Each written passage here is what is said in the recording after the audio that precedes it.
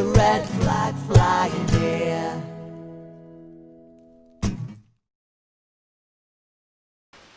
And it's time for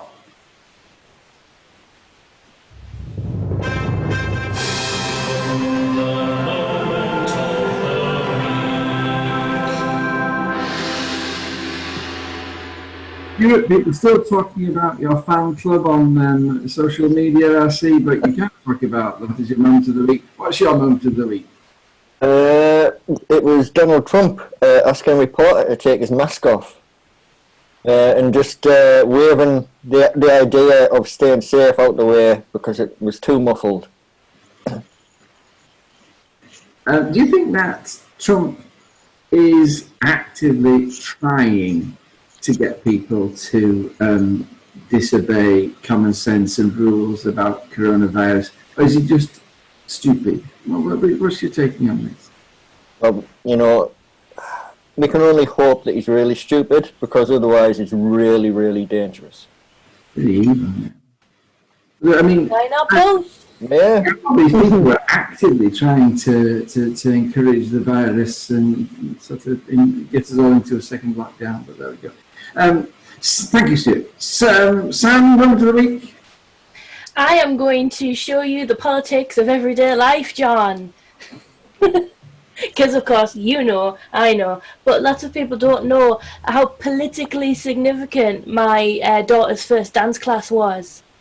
Because she went to a dance class, 4-year-old, never been to a dance class before, and she had a cracking time, and she won Dancer of the Week, which is amazing. And the reason she's able to do that is because Shildon Town Council runs Shildon Civic Hall.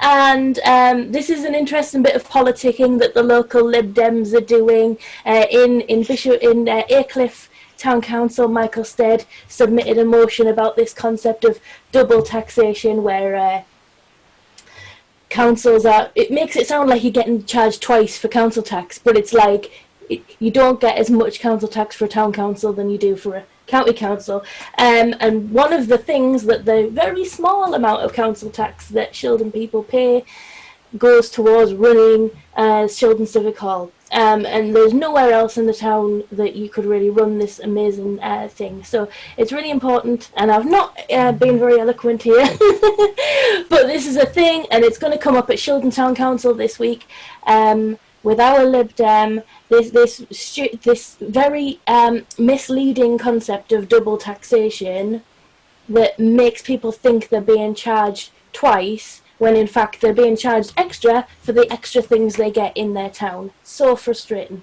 And one of the things about Great Aycliffe Town Council, you've got me going here, is that the Town Council does not run these services because it has to, or it's made to. It runs the services because it thinks it can do so better than Durham County Council. It wants to add value onto the standard thing that they would get if it was just Durham County Council doing it. And you're the same with your Civic Hall. And, you know, we don't just want the people running the development, but an absolutely super duper service for the people of our town. And I don't know whether you read the article that I wrote about it, but 10p a week, that's what we pay extra for the extra quality of services that our town council provide over and above the standard. Anyway, right, thank you very much indeed, and congratulations to your daughter. Yes, she had a lovely time. When she's a big star, she'll have to come back onto the programme and do and I always used to say to the pupils, when you're on This Is Your Life, I want to be a teacher. Just remember that. They always bring on the old teacher. I want to be. Laura, moment of the week. Yes. Set of outrages, and sort of, you know, every few hours there's been another. I'm outraged about this. So I'm interested to know which of those you're going to choose as your moment of the week. I'm not going to choose an outrage today, John. I'm going to choose something that I'm pretty pleased about, actually, if that's okay. Today was the official launch of the Whole Renters Union. a few of my very good friends were involved in setting that up. They're a member-led organisation acting in the interest of renters to try and transform the housing provision within Hull. They do it with collective action, social change and inclusivity, and it's a wonderful idea, and I wish them all the very best of luck. There's a sort of group called Acorn that are doing it, and I think are just about to set up here in Durham, actually, doing something similar. I think it can only be a good thing when we get people involved in making decisions on how their lives are led. So yes, very best of luck to the Hull Renters Union, and people of Hull who rent, get involved. So do they target social housing or private housing or both? I think both. You probably need to get in touch with them and find out.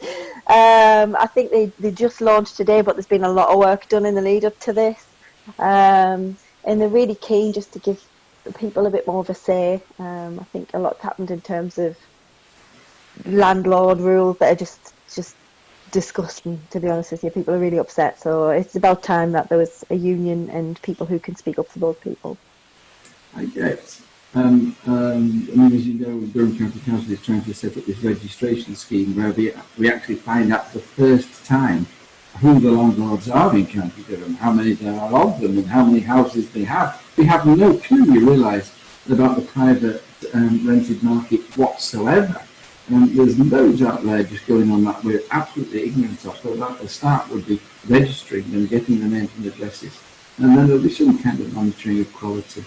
We don't get a lot of angry letters from landlords, sort of who say I'm a very good landlord, and I'm the one who's being punished for the problems of the road landlords. I mean, how does your renters union overcome that problem? Well, it's not my renters union. Because your next thing, you know, after campaigns coordinator, renters. I mean, why not? Why not? I'm not big enough. Let's do that too. But do they tackle individual landlords on behalf of tenants, or is it all general campaign? I mean, I would hope so. I would hope that's what they're planning to do. They are trying to make things better for renters there.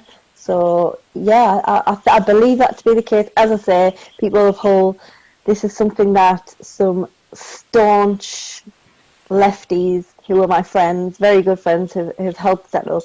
So I can only imagine it's going to be something that is going to benefit society down there. Well, that's my next thing. I'm going to try and get some of them on if I can. Yeah, good. Try and twist someone's arm.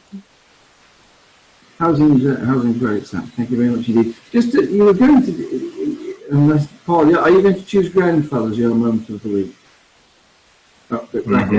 Obviously, a marital discussion was going on here. Paul, what's your moment of the week? I'll just add on to what Laura was saying there about the renters unions. There's a little bit of information about that on one of our videos with Nadia Jarma, who's done the similar sort of thing in Sheffield. She's standing for NEC at the moment. And there will also be a Socialist Think Tank video coming up with a very special guest who's going to be talking about Acorn in Durham. So more information will be coming out on that, and we'll have a deeper... I think Laura did the right thing by not going into huge detail about something and pretending that we knew all about it, because we've got some experts who are going to do that for us. My moment of the week is an outrage one, and it's not just because I've got Lego hair tonight, which is outrageous, but it's just that in 2019, October 2019, there was a report came out about Grenfell, which was years and years late. We know that they shouldn't have been putting flammable cladding on the outside of buildings. Everyone's outraged about this. Everyone you ever speak to is outraged about this. James Brokenshire promised to implement all the recommendations in full in October 2019, and remember, that's under a Boris Johnson government. So now move on to last night. There was a vote in which every single Tory MP voted against implementing those recommendations in full.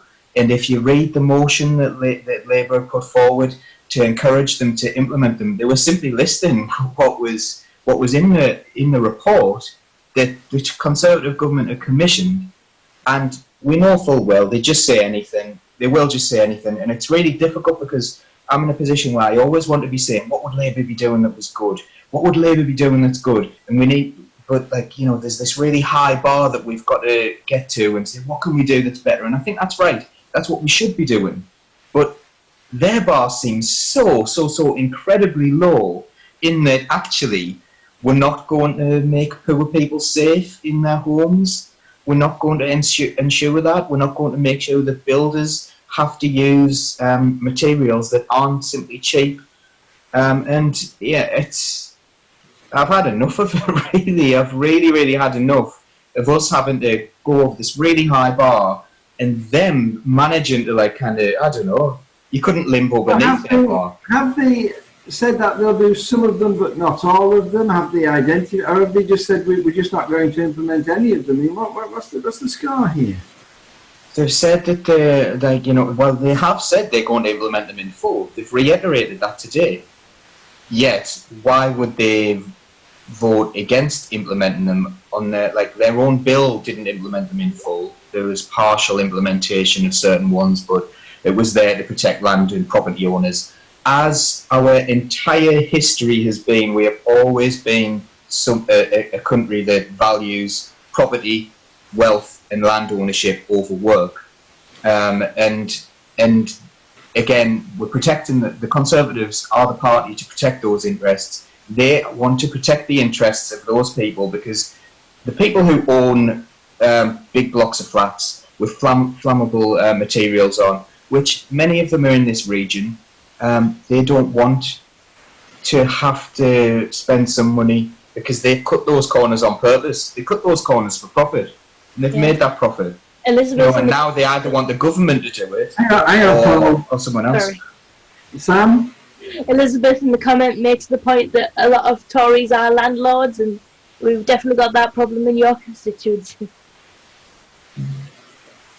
Well, he doesn't live in our constituency, our MP, who voted against this legislation that would make landlords have to make sure their tenants were safe. But he does have a lot of property in our constituency, which is why he's able to stand for Durham County Council and Darlington Borough Council because he lives there. So they are the party of ownership. I wish that this is not just a Tory problem. There is a lot of people on the Labour side, but at least the Labour Party people were like, no, you have to implement what was in Grenfell in the report, an independent report commissioned by the Conservative Party. And I remember there was a lot of fuss at the time about who was chairing that report. Mm-hmm. The Conservatives chose their own person. I find it flabbergasting, really, quite frankly. And they've done this with a whole host of things where they've just voted through the most terrible. Was it you, Samantha, who says, I can't wait to tell the electors all the things that they've been voting for? I'm really looking forward to it, actually, because I think the people who chose to vote Conservative in the last election, who don't usually vote Conservative, are actually those who are aware of what's going on in Parliament are sitting there a little bit shamefaced at the moment because we've got good people here who do not want people to live in substandard housing, and who do want some basic decency and some things that the Conservatives are voting down. So not to shame people, but I think, okay, you voted Conservative for Brexit. Did you vote Conservative for letting poor people burn alive in their homes? I think that one thing I do notice on the political forums, such as a political community debate, there is very little comeback about the actual things that are happening. Sort of, somebody will, like Stuart, will go on and I'll go on and say, isn't this outrageous? And it's all the case, I guess, but it was worse under Labour, or, well, of course, young Labour, you would say that, you're just sort of being nasty past it. And sort of, remember how awful Jeremy Corbyn was. There's no argument about the actual substance of the things that we're criticising, largely because anybody who has a brain can see that these things are just, and increasingly about COVID as well, sort of, the things that are happening are undefensible. So they have to. There was a thing going around social media, wasn't there? Some people are at the point where if Boris Johnson came into their house and weed on their cereal, they'd go, well, he had to wee somewhere. Very rude, Samantha. That was ridiculous. Jeremy Corbyn was at fault because he'd made him some marrow wine. He didn't need to wee. That was the problem.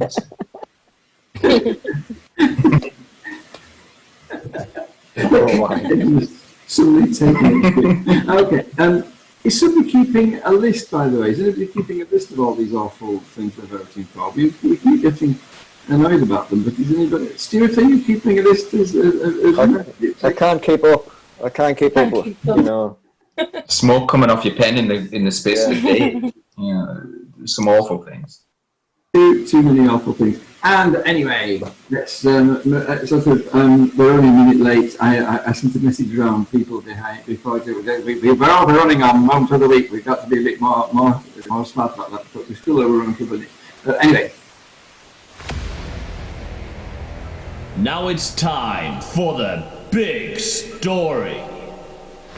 I was completely surprised about this big story because I can't understand why people think it's such a big story, and for a whole load of reasons. But most of all, because I don't really have an understanding of what it's all about. So I've asked Samantha to explain. Have you done your homework this week, Samantha? Are you able to? I have.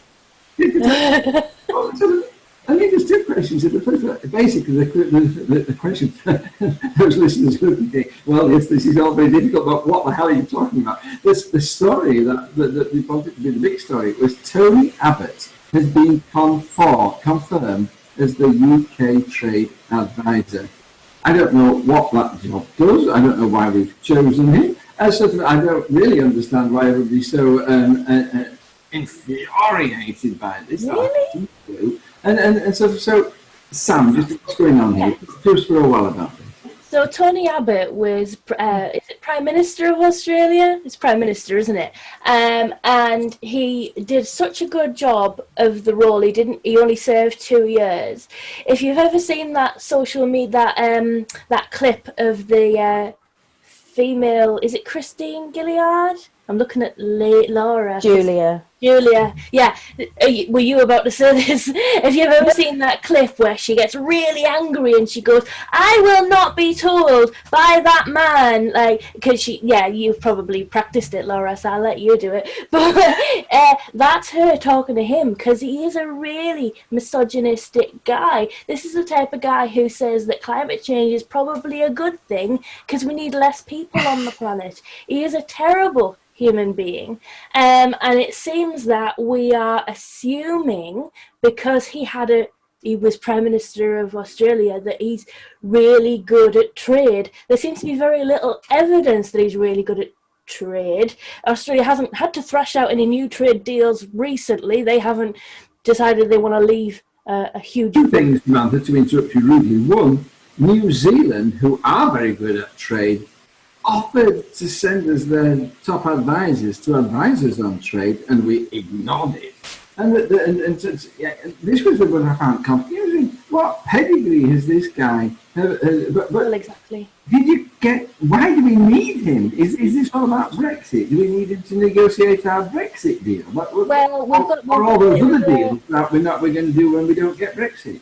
We've got a bit of a theme going on. They're lining up the fall guys, aren't they? They're getting somebody in to be Boris Johnson's spokesperson. They're getting this guy in so that when Brexit goes wrong, we can point at him and go, we've got an Australian, what did you expect? And, I'm not racist, but they are.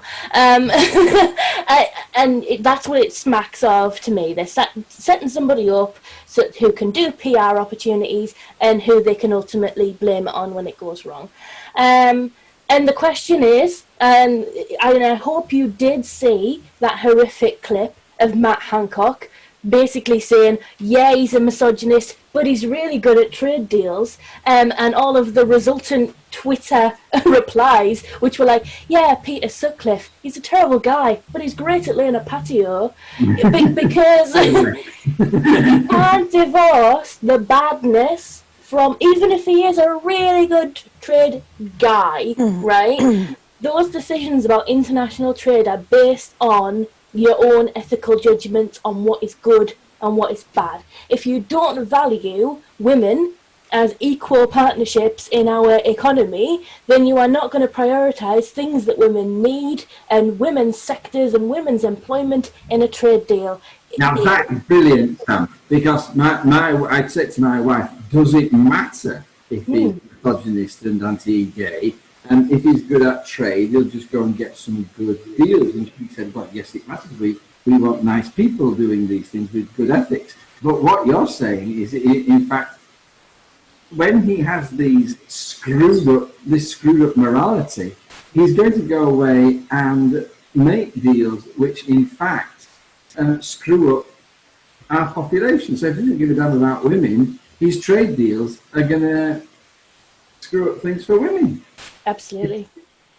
And that is, you know, if you look at the world through the dominant societal view, you know, white, able-bodied, male, sort of middle-ish class-ish, probably upper end of working class, then you don't see the problems with these things. But, you know, everything's got a fallout and everything's got a consequence. And we're going to find out very soon about all of the different parts of our economy that are going to be affected by Brexit. I'm not a Brexit hater. I'm just saying we've got to do it sensibly. Stuart, what do you reckon about this and what Sam's been saying?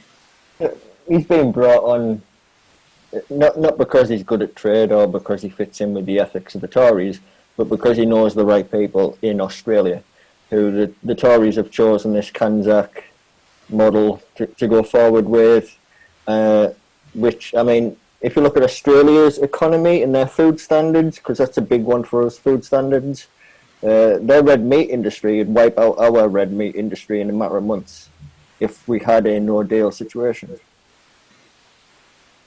So, why have we appointed this man? Is he going? I mean, have we appointed him so he can stop his own country destroying us? No, it's to help his own country destroy us. What's going on? To tell everybody who's in this elite group in Britain who they should be investing in Australian red meat.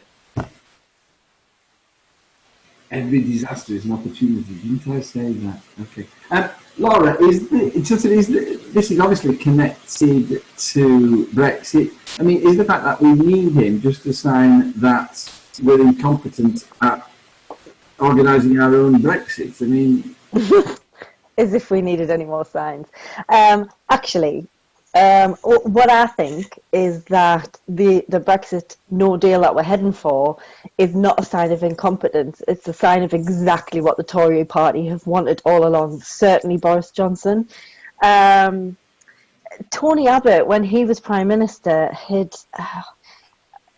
was dealing with trade issues at the time, and he said he doesn't want to get bogged down and distracted by peripheral issues such as climate or labour or environmental issues, which just shows what kind of trade deals that's going to inform his decisions around trade deals, that he's not going to care about workers' rights, that he's not going to care about the impact that these deals are going to have on the environment.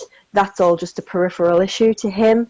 And I think that's probably one of the reasons why we've appointed him, because they are peripheral issues to the Tory party as well. And also the fact that when he was Prime Minister, he started something called Operation Sovereign Border, which is ridiculous as it sounds, because it is also as ridiculous as the operation we've just started here, which I'm going to have to double check what we've called it. Clandestine Channel Threat Commander. That's someone's job title. You know, you can see the link between what happened, what he's done in Australia and what we're doing here, and it is all another mechanism to create division, another way to sort of sow mistrust. Yeah, but clandestine is such a good way of doing it. I mean, if you're a conspiracy theorist, which half the population is now, I mean, that word clandestine really plays to that audience, doesn't it? Oh, absolutely. And the whole thing is about playing to audiences. You know, this guy is another one of those larger than life characters who has unpopular opinions but stands by it, and we're supposed to think he's the voice of the people, like Boris Johnson, like Nigel Farage. Nigel Farage, him over the pond as well. You know, they're all very similar and they're all doing really well. And I think he is similar. He's in that vein, isn't he? So again, Just a side, Laura, why is it that when I say even half of an opinion, everybody's down my throat and all that is awful, and these people can come out with these outrageous, very extreme statements that are just horrible. I mean, and they make millions of pounds of money. Why can't I say what I feel? My things are quite harmless, like sort of, I don't like people visiting food banks. I mean, why do I get slaughtered for saying this? And then they can say that people who died in the Second World War were losers, and everybody's asking, good on him, it's about time somebody said that. I think, honestly, I mean, that's a huge question, and there are many answers to that. I think locally it's just that you are accessible and people know how to contact you to tell you that you're wrong. But it feels like the government and people in charge are sort of set apart from us now, and we've seen many times, even just in the past few months, how our leaders are getting away with murder, literally getting away with murder, and able to do things that normal people aren't. I think people are sick of politics and have been fed this line of, oh, you shouldn't politicise that, which is another reason why the Labour Party is sort of being silent on a lot of things, because every time we do oppose something, the general public are just fed up of fighting, because it's all, most people don't have time to get involved in politics. They're far too busy trying to keep themselves alive and look after their families. And so when they see people bickering on telly, it's just like, oh, for God's sake, I just can't be bothered with this. Whereas if you say something, they've picked up sound bites from the media, they've picked up, you know, this anti-immigrant, anti-them, all for yourself. It's all part of the same narrative that's been fed to us for literally years and years and years. And they know how to target you. They know how to sort of argue that with you. But it feels like everyone else is sort of up here in their distance from us, and we can't question them. What you're saying is there's a kind of a deference. Well, yeah, I think there is. I do. I think it's getting worse. I think people have forgotten that these people are in charge because we put them there. We shouldn't bow down to them. If we disagree with something they say, then we should be able to question that as a fundamental right. As our political system is breaking down and it's not working, if we can't question the government on what we think they're doing, and I think it is failing. I've got us off on a tangent, and I forgot. Sorry. I set you off on it. So I'm going to come back to what we were talking about, but I can't remember what it was. I think you were talking about Brexit, so I was happily off on a tangent there. Oh, the news is full at the moment of the fact that the government is breaking international law by going back on the Brexit deal that it's made, and said it was an oven-ready deal and isn't oven-ready, and now it's decided it's going to break its own deal. So, I mean, what's happening there? Can you tell us all about that very briefly? Everything's beyond parody at the moment. So we've got this situation, as you described, that they've openly admitted today in Parliament that they will be breaking international law, and it was like, what? Like they would normally have pretended, but we don't even need to pretend anymore. Let's just be honest and say we're going to break international law, and everyone will cheer and sing Rule Britannia and get all excited about it. Not that there's anything wrong with singing Rule Britannia, apart from when it's banned because you're not allowed to sing indoors. And then you can make a whole big other issue about it and pretend it's about something else. But anyway, I've seen people defending Tony Abbott, his appointment, and what they're genuinely saying, and it's like, oh no, it's okay because he's been appointed for the Australian side by us. And you're like, no, he's been appointed by us because he is going to be our trade envoy. And people can't get their heads around that. They think he's been appointed by us to go over to Australia and be like, Australia, give Britain a really, really good deal. And that is not what's happening. And they will go on and defend it, and they'll do mental acrobatics and stuff like that. But you know who I feel sorry for? The homegrown bigots. Why can't homegrown bigots get a job like that? Because, you know, why do we have to import bigots? You know, there's plenty of them, and I've seen them on Twitter, and they know a lot about trade. They know everything about trade. They are expert, Trumpian-style trade experts. So why do we need to bring in Australian bigots that know very little about trade when there's plenty of bigots here who know everything there is to know about trade from their 3-minute video they watched on YouTube? Thank you, Paul. Thank you, setting it in its context. Sam, you were pulling faces throughout that, so you want to wind us up here and draw the whole discussion to a close? Oh, well, I mean, Tim's commented on what was said there. Everything is beyond parody. It does feel like we are in somebody else's nightmare. Vonnie said earlier, it's funny, we are living inside the plot of a dystopian novel. Here's a conspiracy for you. We're all in a reality show for aliens. Who, of course, live on the other side of But is Neil Buchanan Banksy? He's denied it. Well, He's that's had to what he come would out and say. deny That's what it. he would say if he was Banksy. Right. Okay, as the discussion descends into chaos, I will bring it to an end. Thank you very much for your very intelligent discussion. As I said, you know, that the whole, I just can't understand why this is such a big deal for people. The man's clearly an idiot. It's going to all fall apart, and they're going to fail to deliver. And you know, he seems to be a horrible man. But then what would you expect? But there you go. Back to you. Paul.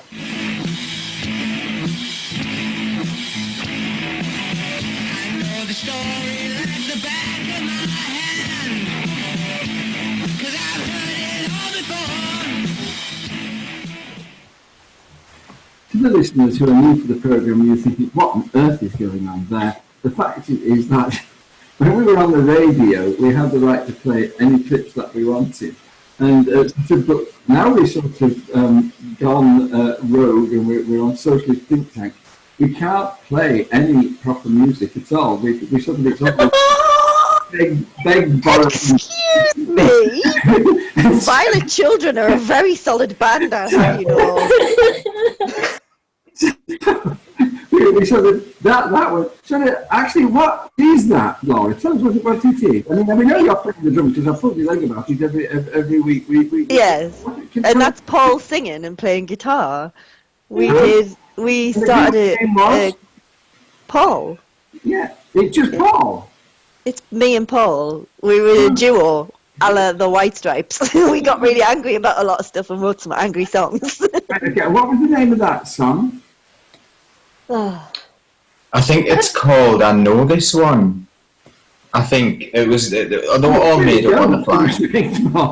Yeah, we hired a recording studio and we wrote an entire album and recorded it in like a day and a half. That doesn't happen. So you can see the standard. But the songs were powerful. We were really angry about a lot of things at the time. Before you were married or after you were married? Before this one, yeah. It's so romantic. Before this one. Really gorgeous, anyway. Anyway, after this, for the listeners, what we're going to do is pinch bits of music from here, there, and everywhere, and we just, you know, and sort of to try and divide up the show, and sort of. Bloody Bono. Anne wants us to use ACDC, but I've told her we can't get the rights to that. Okay, and we move on now, all seriousness, to other stories, and the second story that you wanted to talk about. I'm very pleased about is Northeast Devolution and the idea of evolved authority in the Northeast. Because as you know, we have the Teesside Combined Authority, which is Teesside and Houchin or Houchin, I don't know which it is.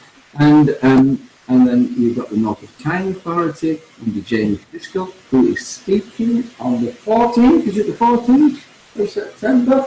on Zoom, and you can sort of listen to him speaking to this important constituency. And then in the middle, you've got four authorities who sort of missed the boat and didn't get him anywhere, and Gateshead, Sunderland, South Tyneside, and Durham County Council. And suddenly, devolution is back on the agenda again, and sort of the Northern Echo is asking Simon Hennig, what are you going to do, Simon Hennig? And sort of Simon Hennig very nobly said, we're going to do what's best for the people of Durham. And so everybody wants to talk about devolution now. So there's Paul. Good or bad idea? I think it's a very good idea. I think it needs to be done in the right way. So if we're surrounded to the north and to the south by regional sort of metro mayors, and to the south of us, you know, a lot of people are really pleased with Ben Houchin spending a lot of money on social media, and like the dubious figures around that, like whether or not it's public money. That I don't know if it is or not. Some people have alleged that it's public money that he's spending on social media campaigns to promote himself. It's not. I've got to come in. It's his own money. That's fine. He spent his own money on that. But it does raise the question of sort of... it was more to do with whether or not there were people funding him and then getting things. But anyway, and then there was obviously, like, a lot of people described the airport as being a really brilliant thing at Durham Tees Valley. A lot of people also thought it was a vanity project, and it would have been a lot better to invest in some other forms of transport, like, such as buses. And Jesse Joe Jacobs. What was your opinion, Paul?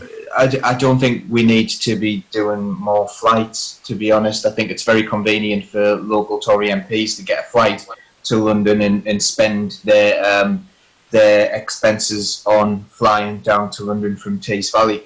But and it must be nice for them. But you know, I think what the people of the area need, and given the fact at the moment as well that we're having people having to go to Dumfries for COVID tests. How in the world are people going to go to Dumfries from this area for COVID tests? There are no buses, everything's really expensive. We could do with some really cheap public transport that helps people get to work, helps people do the jobs.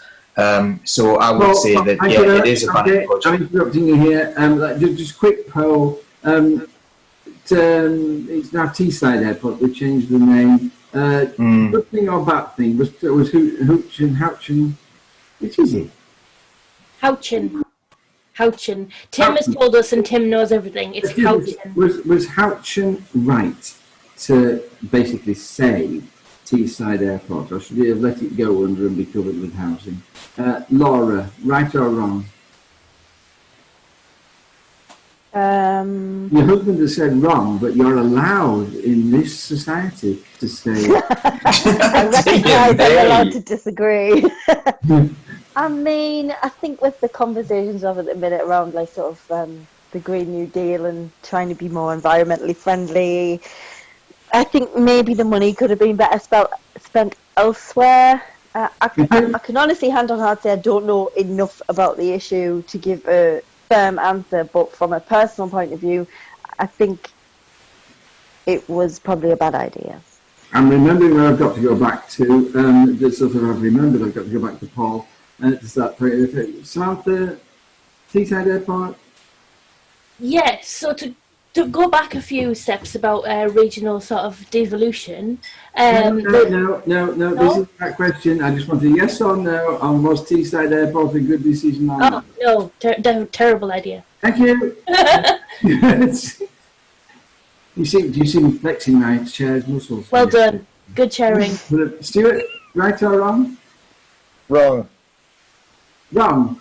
I don't think it gives Tees Valley Combined Authority any income, does it? You wouldn't have an asset. You wouldn't have an asset. I mean, he's going to regret it, especially with the coronavirus. But I'm prepared to say it's wasteful. But there we go. Perhaps you might keep an eye open and see what if our listeners are saying anything about that. Anyway, Paul, coming back to you, you were sort of saying you've got sort of these two approaches, north and south, and you've got Houchin spending a lot of money on sort of certainly big publicity things like sort of the derelict area on the Tyne and Team Valley. I mean, he made a big splash about those things. Yeah. Well, So and then you can contrast that with Jamie Driscoll, and I really would, again, this is a lovely opportunity to plug Socialist Think Tank. I did an interview with Jamie, which was excellent, and he's someone I respect a lot. And what he's trying to do is he's trying to do lots of things that are within his power that are going to be helpful for communities. And he's had to work with Tory councils, he's had to work with Tory MPs. And he really has been, although he's an absolutely committed socialist and very proud of that. And when people try to insult him and say, "Oh, you're a socialist," he owns that, and he's very proud of doing that. What he's trying to do is he's trying to link up different businesses, help small businesses, because I think a lot of the time people don't realise that socialism is to do with supporting small business. One of these ideas that I really like as a teacher who, I did supply for a short time, and I know that the supply agencies are absolutely destroying, and we could have a whole show on how much agencies are taking out. For example, I think that the staff wages are something like 35% of what they're charging the schools. The agencies are taking so much out of it. So, for example, a few years ago, you might have been getting £160 a day. Now you're getting less than £100 a day. And I know some supply agencies charge not only they charge their employees, not only employees' national insurance, but employers' national insurance. They take that out of their salary. So a lot of agencies are really unethical. Not all of them, but a lot of them are. And they really take advantage of teachers and the schools. They're charging them astronomical amounts for supply, and that money isn't going to the teachers, it's going to the private sector. So Jamie is in the process, he's in talks about a more nationalised teacher supply agency, which would save money for schools, and it would provide more money for the community by putting money in supply teachers' pockets. And that's something I think supply teachers really, really need, because they've had an awful time. They've been treated dreadfully by this government, who've taken away their travel allowances and so on. So Jamie's trying to do these sensible things that he can do that helps his community. He's doing a lot of green investment, working on those areas, and he's doing things that I think are very, very socially based. But the problem that everyone has got, the overall problem with the Metro Mayor situation, is they can't generate their own money, they can't generate their own income through making their own money like a government can. A government, Richie Sunak's just invented a lot of money for the furlough scheme and so on. They can't do that, and they have to rely on national government taxation. And while we still have this very unfair council tax system, and I believe the Labour Party should try to come up with a better system, such as a land value tax, and central government funding for local authorities based upon need. Until we do that, these powers will be very, very limited. So you can do a lot of good, and Jamie is doing good, and I do recommend that you listen to the interview, whether you think you're a right-wing person or a left-wing person or whatever. He's just a very, very competent person. He knows what he's doing. So I would... But only what I'm going to say at this point is that one of the things that caused Durham County Council to reject devolution and the devolution deal and the Norfolk Tyne devolution deal was that they feared what would happen if you got a Metro Mayor, that that Mayor would ride roughshod. And sort of the situation in Norfolk Tyne, there's a lot to what happened in the run-up to that, whereby Durham County Council and the other LA7 councils put in a lot of work to try and make sure that the powers of the Metro Mayor were limited and that they had to talk to the various councils before they acted. So they weren't czars, they had to be coordinators. I think what's happening in Norfolk Tyne and Jamie Driscoll absolutely proves that they were right to do that. And I think Jamie Driscoll has played that hand, which was that weak hand, played it superbly well. Sam, you were going to say something about devolution. Tell us your thing. Yes. So remember when we used to have a Northern Powerhouse minister? and he spent more money pretending to be in the northeast than he did. What's his name again? Being here. It went away. That role went away, and the government said they were going to manage the situation in house, and then they got Simon Clarke to be the Minister of State for Regional Growth and Local Government, and he resigned today. So it's just a one disaster story after another with this government, who has serially over the last 10 years failed to level up the northeast. So it is so frustrating to see these kind of lip service being paid and nothing actually coming out of it. So the government, if the government would just do what it said it was going to do, then we might be in a better position right now than we would have been otherwise. It's another one of these things. They're saying they're talking the talk, but they're not walking the walk. And I hope that the voters will see that at the next election. I mean, Sam, the idea of devolution is that sort of not that the Metro Mayor should run the council. The idea of devolution is that the government hands down power from the government to a regional level, and that the mayor administers those powers. One of these, which is very, very frightening for Dublin County Council, is transport, and sort of because we fear that the Metro Mayor would focus on the metro, the Gateshead, the Newcastle and Gateshead Metro, to the detriment of all those rural bus services that the County Council has to provide, or our county falls to pieces. And so the big deal, but there's other ones, the economy being the key one. I mean, do you agree with the principle of the government sort of shedding some of its micromanagement of these things to a regional level? And do you see that as part of levelling up, or as part of something else? Well, it's fairness, isn't it? You know, only people who live in this region know what we need. People down in London don't know what we need. If you don't live here, you don't know. Another empty promise the government has made is, well, soon to be seen to be an empty promise. I'm predicting this. They were saying they were going to move lots of Whitehall departments up to the north. Yeah.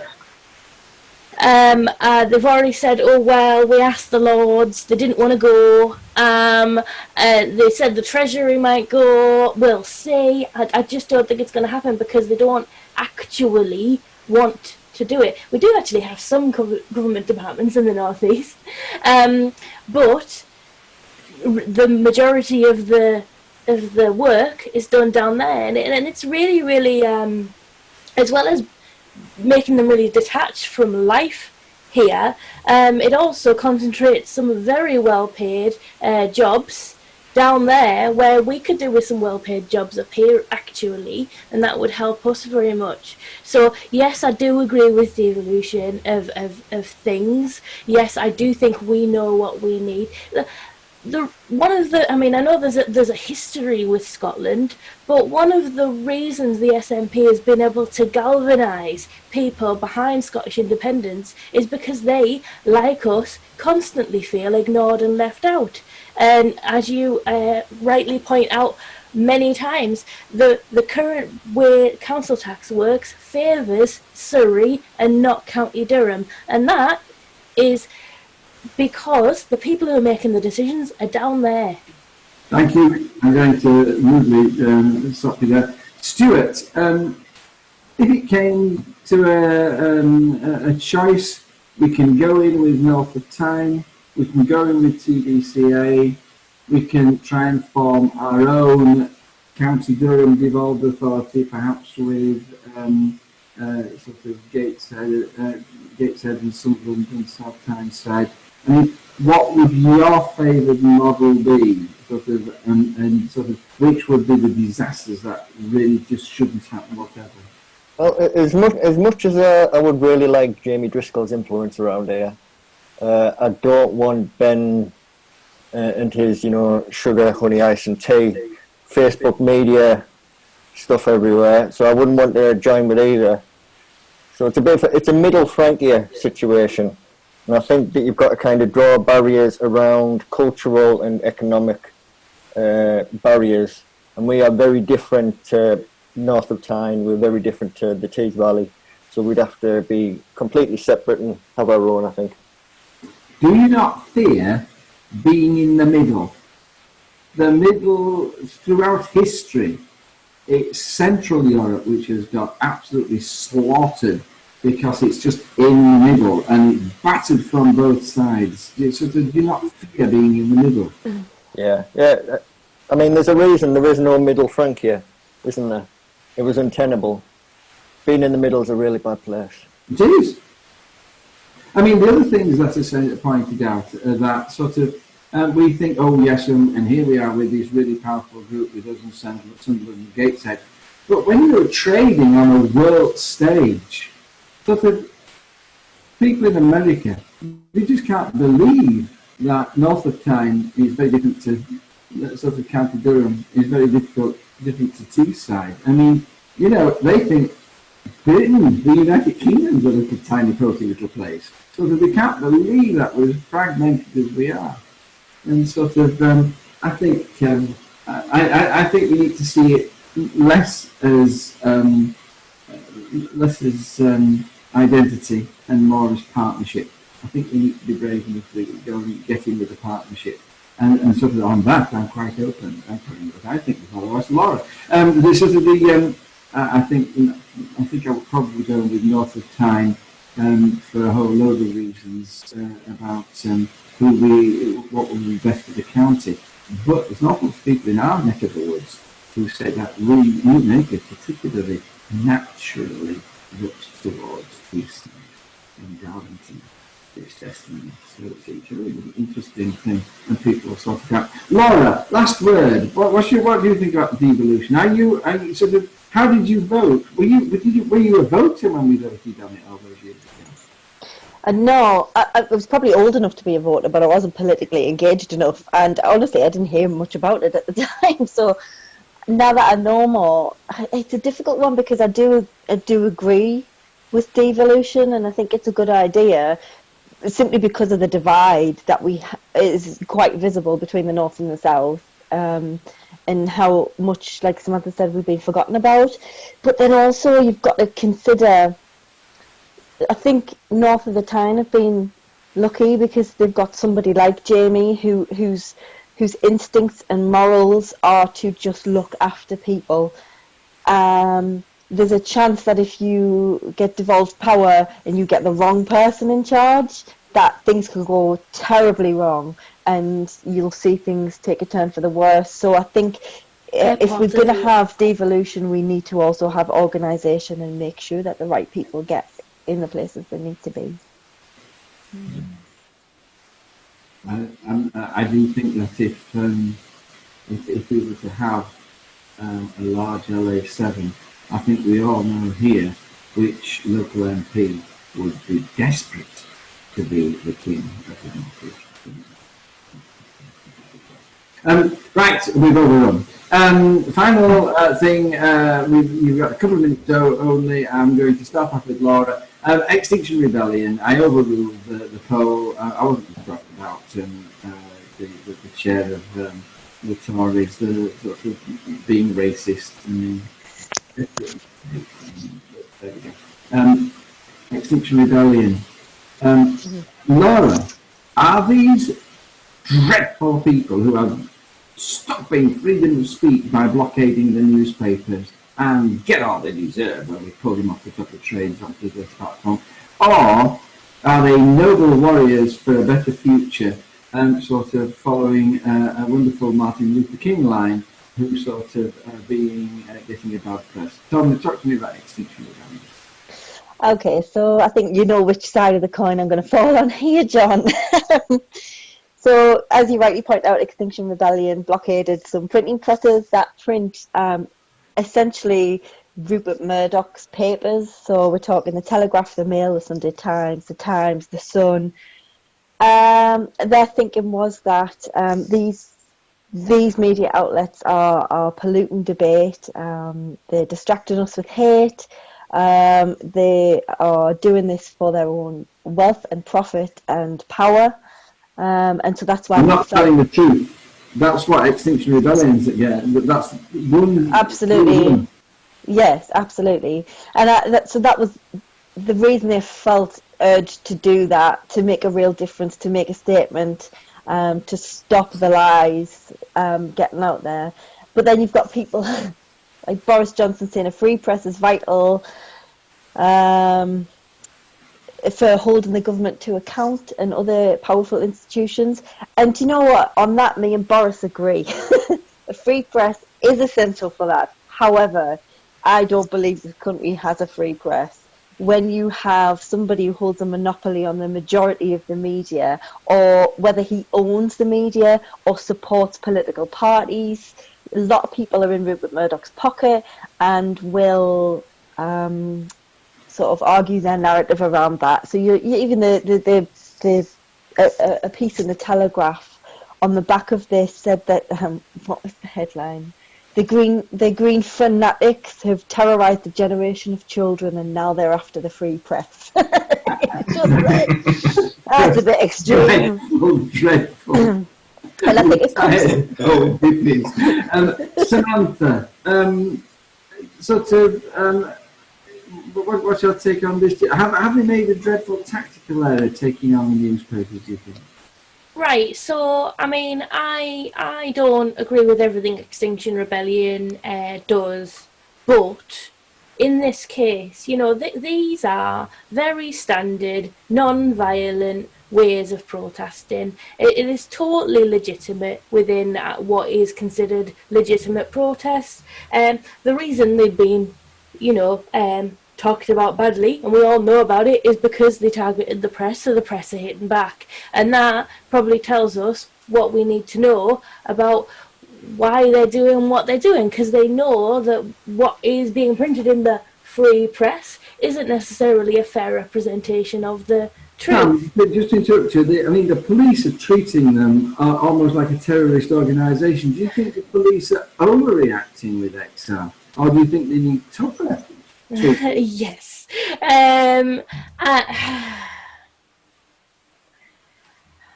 Yeah, like I said, I think obviously now is not a normal time as well. So we've got COVID to worry about. There's lots of other things. We've recently had lots of Black Lives Matter demonstrations, and while they have been, in the majority, very peaceful, there is still this attitude that there might be some violence at a protest and things might get out of hand. People seem to really be worried about Extinction Rebellion, people gluing themselves to things. And I just think we do need to get a sense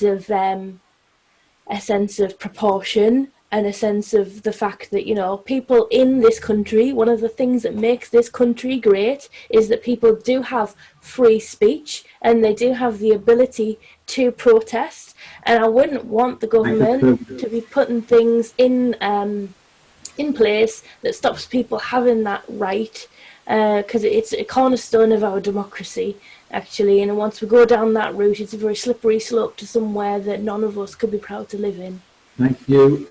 I have 2 minutes left, Paul, so you've got 1 minute statement on this. I mean, one argument would be that now the councils have come on board and the government has said that it's going to make us carbon neutral by 2050, that XR is not necessary, and all this is just trouble for the sake of trouble. Is Extinction Rebellion no longer necessary? I don't think it isn't necessary. I think people have a right to protest. I think people have a right to make the point. One of the things I think about with sort of the green, the green argument, people coming on board, I think it will end up being a capitalist movement. I think it will end up being, you know, oh, we'll start doing green technology, but we'll do it on our terms. There's a lot of big polluters who are now coming on board, and everyone's like, oh, that's really, really good. It's all about profit, actually, and we'll find maybe this won't necessarily be a sustainable future. We might produce a lot of green technology, but it might not be in a sustainable way. The other thing I would like to say is, you know, in 2005, Labour won a massive majority on less number of votes than they got in 2019 when they did disastrously badly with regards to seats. I think it was over 55%, over 56% of people didn't vote for the Conservative Party last time. So if you're saying that like your political choices, your democracy in the first past the post system will satisfy everyone, I think you'll find that over half the people are very unsatisfied with the outcome of the election. So, you know, we can't just rely on, all political people are involved, they will do it right. You know, if they've been voted in, you know, you're still going to need direct action. You still need that kind of protest. God bless you. I've done nothing but shut you up tonight. Please forgive me. Okay. Wonderful things, but sort of we really should have finished. Stuart, last word to you. Do you think that? Do you get the impression that Extinction Rebellion is beginning to fade out? That it's losing support, or is this just because there's been a break for COVID and it's just beginning to crank up again? I mean, sort of, what's the future? What's the prognosis for Extinction Rebellion, do you think? I honestly don't think that XR needs support, like popular support, because they're not seeking election. You know, they're a bunch of resistors. You don't need to be popular to resist something. And there's no point in resistance if it's not disruptive. Sort of, I go on a lot of XR things where we do wonderful little things like sort of lay out shoes, and it's a beautiful attention grabber. But at the end of the day, people can just ignore it, can't they? You can't ignore it when you stop the traffic. And that, ladies and gentlemen, sort of, excuse me for bullying my dream team, but that brings the show slightly late to a halt. And you know what happens now. Paul plays us some music, and we have a second half. We have a special guest for our second half, who you will recognise. And we look at the things you've been saying, and we're going to sort of address an issue that our special guest wants to raise with us. So, say goodbye, Paul. Bye-bye. See you soon. Wonderful contribution tonight, Laura. Say goodbye, Laura. Bye, Laura. And Sam, you're always spot on. Say goodbye, Sam. Goodbye, Ron. And just give your fans a wave, Stuart. Goodbye. Bye-bye. They're all having it. Stuart. So we're going no pass around? I think so. Yeah, let's do it. Name is Jack Atkinson, I'm not afraid, and I live and die by this vow. The only good fascist, a dead one, they say, and around Maria, when I first left all them months ago, told him I'd come not to kill but to cure. But for an ambulance driver, my shot's pretty sure. And around Maria, we are. There'll be no pass around, no pass around, no pass around today. Fascists have come for our freedom, we ain't gonna give it away. There'll be no pass around here today.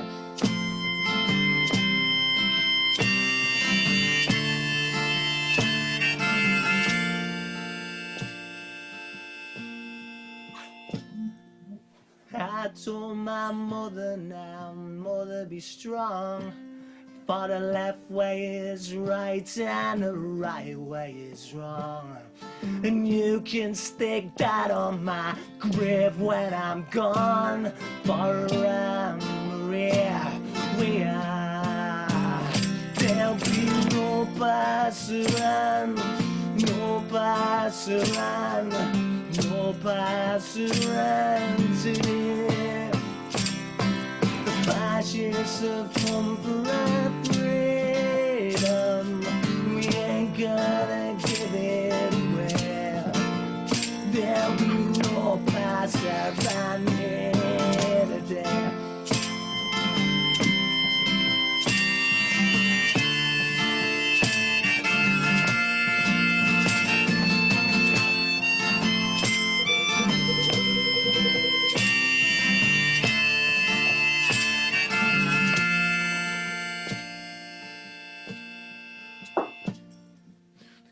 test may be cast, and the cast may be cast. You armies of darkness, you best do your worst. 'Cause to win, yeah, well, you gotta get past those first. And around the rear, we are.